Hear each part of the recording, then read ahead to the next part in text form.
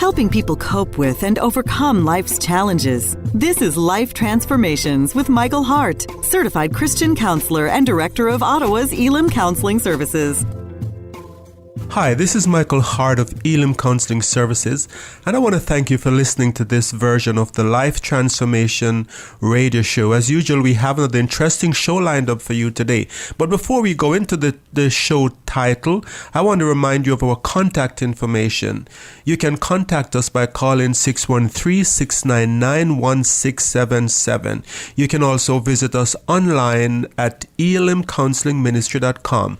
Elim is spelled E-L-I-M, counseling with 2 L's, ministry.com. You can interact with us through our social media, Facebook, Twitter, by clicking on those links on our web page. So again, the web page is elimcounselingministry.com. If you're not familiar with Elim Counseling Services, we are a Christian organization that provides professional counseling from a Christian perspective.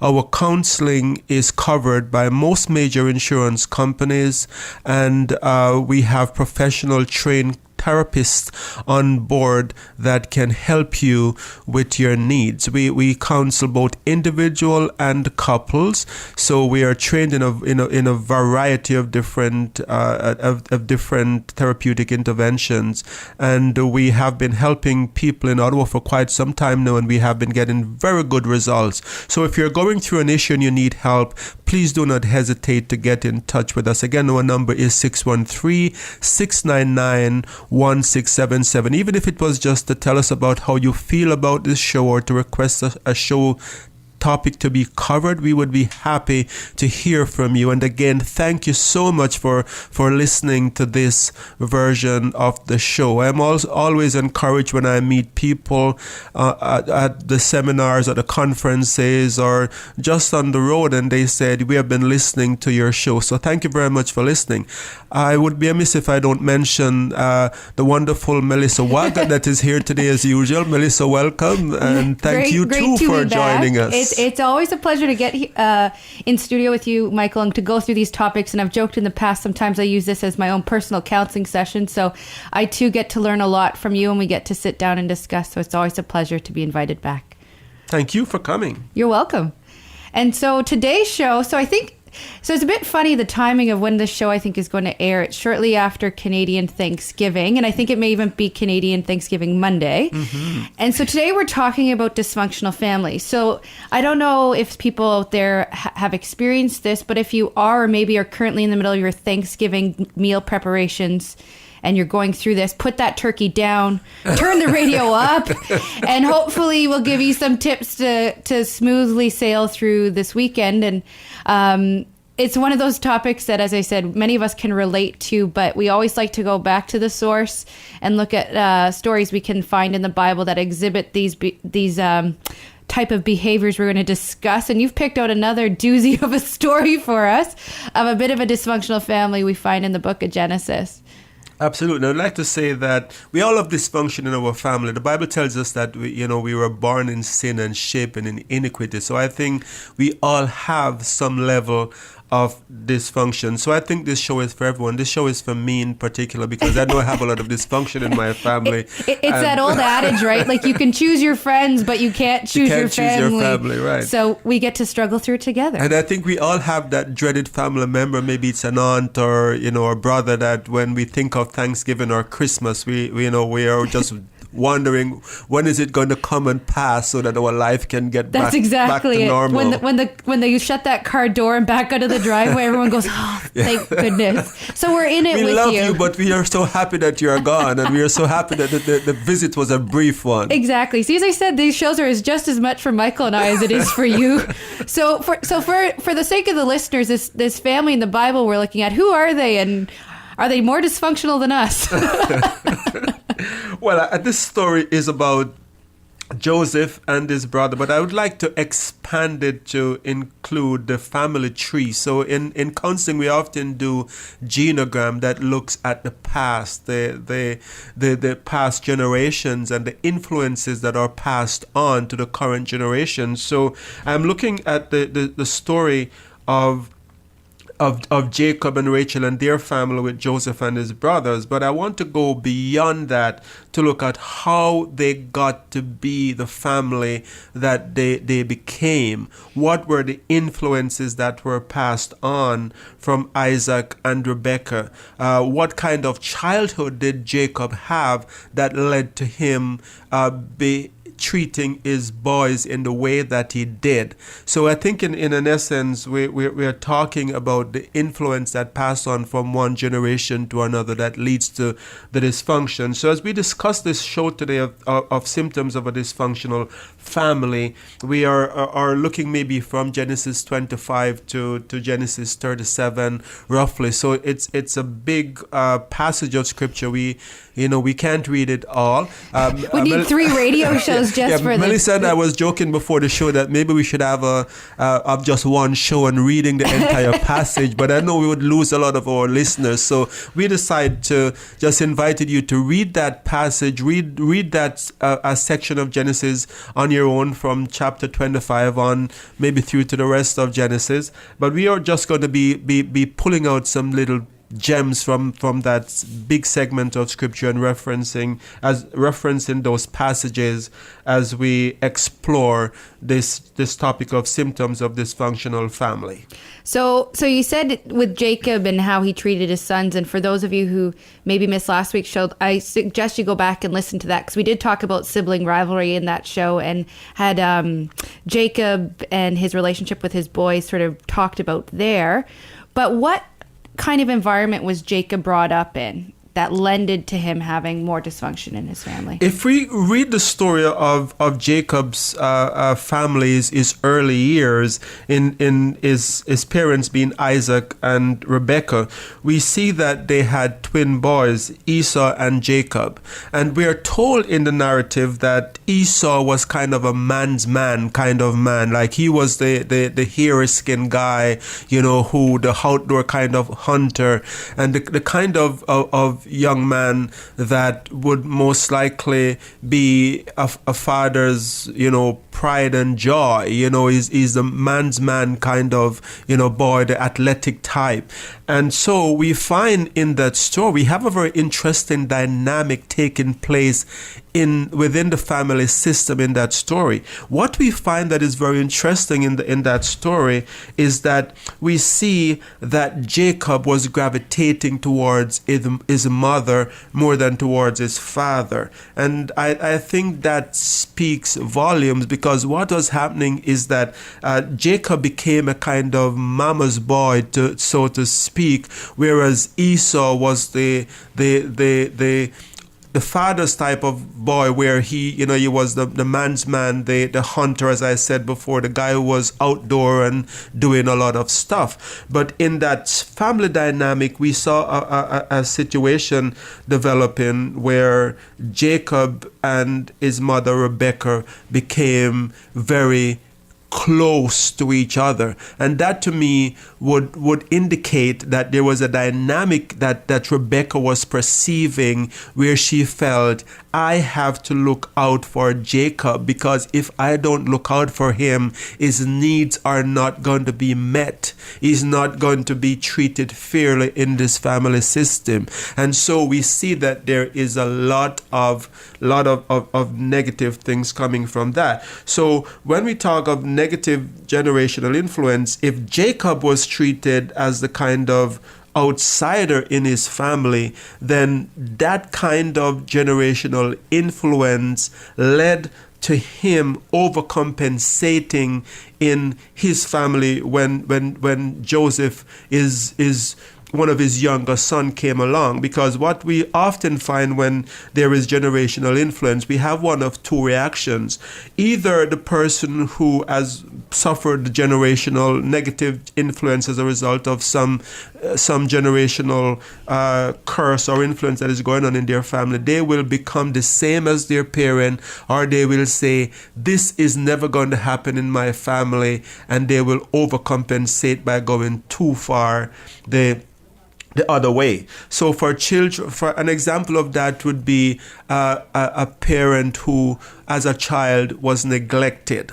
that generational influence passes on to another generation, either that they will neglect their children as well, or they will go to the extreme where they're saying, I am never going to neglect my children, and it could create a situation where they become so enmeshed with their children that the children can't even have space to breathe and to thrive, because they're holding on to them so tight and protecting them so much. So we have that kind of dynamic happening with Joseph, where Jacob as a father was previously neglected as a child, he's now holding on to Joseph so tight that Joseph is not outdoor in the field with his brothers. I referenced last week in the show that David as a young man was outdoor doing chores. He was outdoor protecting the sheep. But what we find in the story of Joseph is that Joseph was in with his dad while his brothers were out doing the chores. And Joseph was a kind of a supervisor where his dad would send him at the end of the day to just go out and see how his brothers are doing with the flock. So I think that represents a kind of negative generational influence where there's an overcompensation where Jacob has now become so enmeshed with Joseph because of his own childhood wounds. And this to me created an unhealthy dynamic in the family, which led to his brothers planning to kill him. I know in the narrative it said his brothers were plotting to kill him because of his dreams, but I think the dream was just the icing on the cake that said, not only are you dad's favorite getting these pretty coats and we are working hard and you are at home spending one-on-one time with dad, and on top of that now you want to tell us that you're going to rule over us. And when that happened, they plotted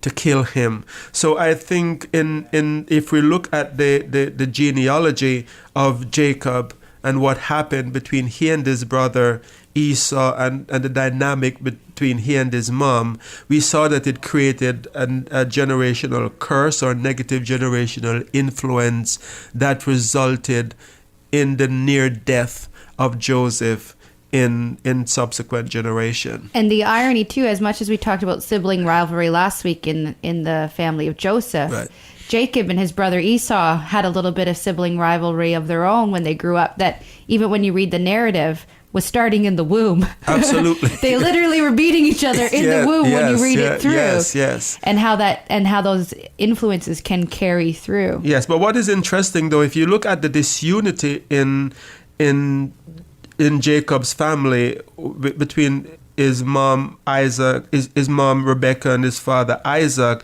where you have Rebecca siding with Jacob and in essence Isaac being closer to Esau, what we find is that Jacob continues the same kind of disunity in his family by siding with Joseph, by being closer to Joseph than he were to his other brothers. So I think that's an example of a generational curse that is perpetuating in families. So I think when we talk about generational curse and negative generational influence, it's very, very important for people to sit and to go through their past, go through their genealogy and say, what were some of the influences, negative influences that I encountered as a growing up, and how am I perpetuating this, either by doing it or by overcompensating the next way. I think sometimes it is easier for people to understand and to identify, oh yes, there is this, I am doing this,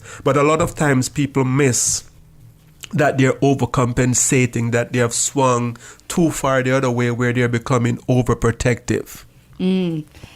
What other things? So we see this negative generational influence, this circumstances of our upbringing, and even people before us that have lended to us maybe exhibiting maladaptive behaviors, either we're swinging the pendulum one way or the other. What other things do you see in dysfunctional families? At the root of dysfunctional family, or one of the factors that we often see at the root of dysfunctional family, is that there are often family tragedies that have not been processed emotionally.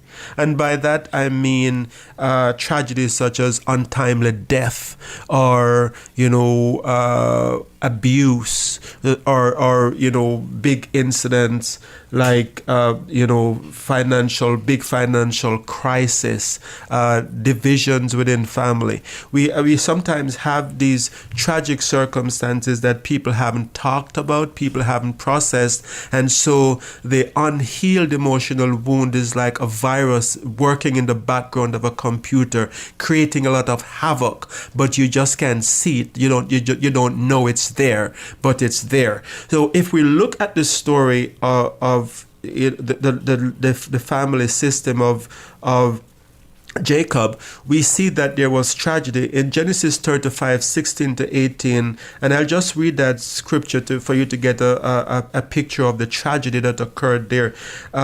It says, starting at verse 16, "Then they journeyed from Bethel. When they were still some distance from Ephrath, Rachel went into labor, and she had hard labor. And when her labor was at its hardest, the midwife said to her, 'Do not fear, for you will have another son.' And as her soul was departing, for she was dying, she called his name Benoni, but his father called him Benjamin." So we see a very tragic situation here where Joseph's mom died when he was still a young boy. We see in this story that Jacob is losing a wife. And I think his favorite wife. His favorite wife. And we see that he's left with boys. He's left with so many boys to fend for without a mother. And this creates a lot of chaos within the family situation, because these boys are not getting the nurturing and the motherly love that is necessary in this situation to help them to have compassion and care. If we look at how they dealt with Joseph when the boys became enraged, we see that there is a lack of this compassion, where the choice was between killing him immediately and leaving him to die in a pit. This is sometimes what happened when there is a lack of compassion. And I'm laughing to say it's kind of hilarious when you read the narrative. Well, when they're trying to make the choice between the two stories, it's like two good options, kind of. It's not this would be so bad. It's like, okay, just let's leave him in the pit. It's a really... Yes, their thought process is unique. It's really very messed up. And I think that probably comes from, not having a mother around to instill some of that, because ladies have a very good way of helping kids to learn compassion and care and valuing feelings. If we look at the previous generation, where you had an imperfect situation, but you had Rebecca alive and interacting with that family, even though there was a lot of dysfunction, we saw that when Esau was so enraged because he had been deceived out of his birthright, and he willed in himself that he was going to kill Jacob, what we found happening in that narrative is that eventually it came to a point where he could, when he finally got face to face with Esau, that he could have killed him. Compassion rose within him, and he said, "I forgive you." And I think that comes from having the nurturing and the care of a loving mother. But we see that in the story of Joseph and his brothers, that compassion was gone. And I think at the root of that lack of compassion was the absent mother, the fact that Rachel had died in labor. And I think also the fact that these young men, probably haven't processed that tragedy, was carrying a lot of anger and hurt with them, because they're growing up without their mother. If you have just joined us, you're listening to the Life Transformation Radio Show. I'm your host, Michael Hart of Elam Counselling Services, and with me in studio today is Melissa Wagat, and we're discussing today symptoms of a dysfunctional family.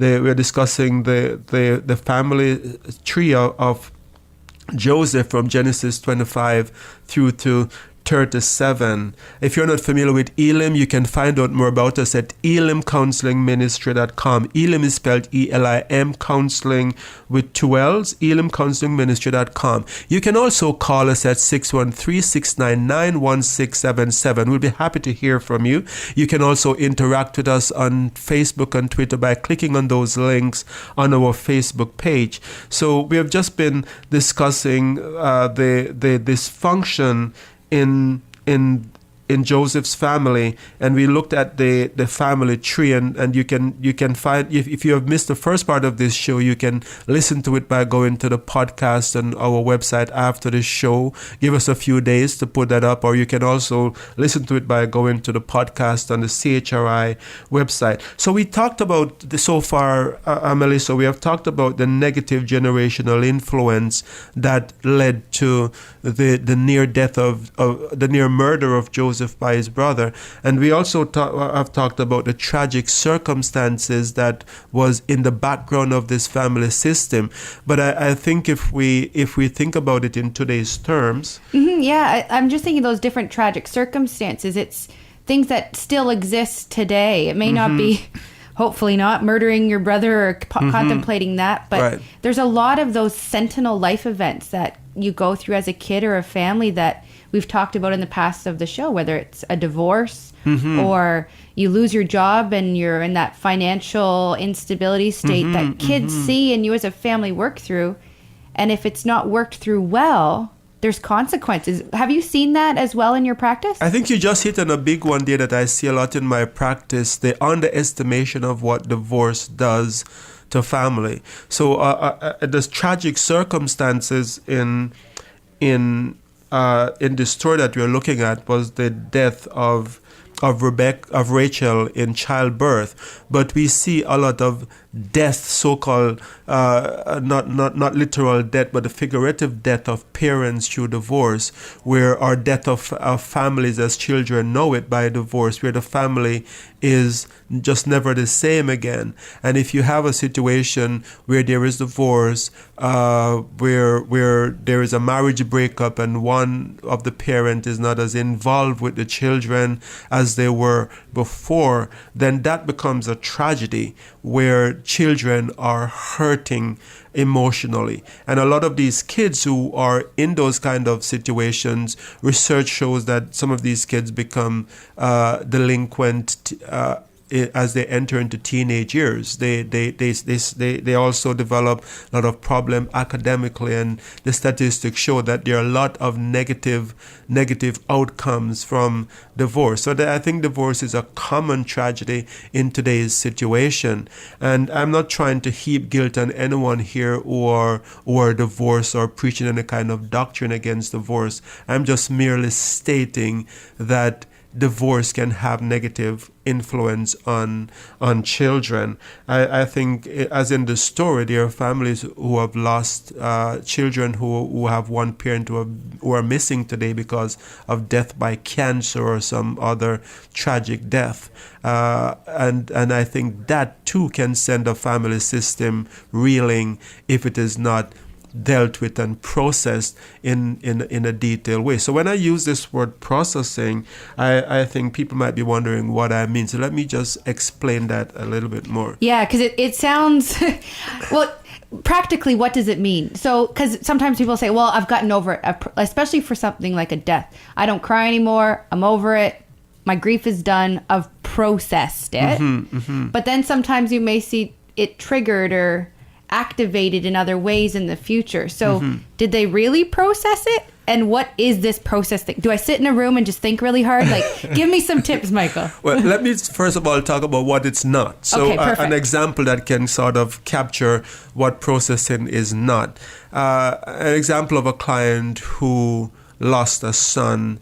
I'm just changing up some of the details here just to protect the person's confidentiality. So let us say 25 years ago, this son died in the hospital. The client came home and she were with her parents, and the parents said, "It's done, it's gone, just drop it. Let it go. Let it go. Just let it go."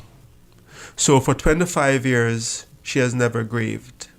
She has never talked about the son who died in the hospital and she didn't take home. The other siblings have never processed, oh, I thought I was going to have a brother. Where is my brother? And so for 25 years, there's been absolute silence in this family. So what ends up happening, fast forwarding to the time where now this client is sitting in my office and is just for the first time processing this incident by talking about it, by acknowledging how she felt at the time, by acknowledging by talking about the different circumstances that existed at the time. The tears begin to flow, even though this was 25 years ago. And for the first time, she has begun to, that word again, process her emotions. In other words, begin to deal with the deep emotions that took place 25 years ago, because she has never been allowed to feel it and to talk about it. So when we talk about tragic circumstances, it's very important for families not to just say, the person is no longer here or the person has died, let's just move on. It's not good to just say, okay, mom and dad is divorced, now you have a different family, let's move on. You have to give kids the opportunity to be able to express how they feel, to mourn, to cry, and to express sorrow over what has taken place. So in this show so far, we have looked at the dysfunctional symptoms of a dysfunctional family. We talked about negative generational influence. We have talked about tragic circumstances, and we have a number of other portions of this show that we want to talk about, and I don't want to rush through it because I think this is a very important show. So we're going to save the rest of that for part 2. So stay tuned for next week and try to not throw the turkey at your family while you wait for the rest of it. Absolutely. And I think, if it would be a good thing to read through those chapters that we talked about in Genesis so that you can have that information in front of you in your mind for next week. If you are going through a situation where you can identify that there has been a tragic circumstance in your family history that may have not been dealt with, please feel free to give us a call at 613-699-1677, or you can send us an email by going to our website at elimcounselingministry.com. Elim is spelled E-L-I-M, counseling with 2 L's, ministry.com. And until next time, this is your host, Michael Hart of Elim Counseling Services, praying that God would bless you in all your relationships and to keep you sound in mind and pure in heart.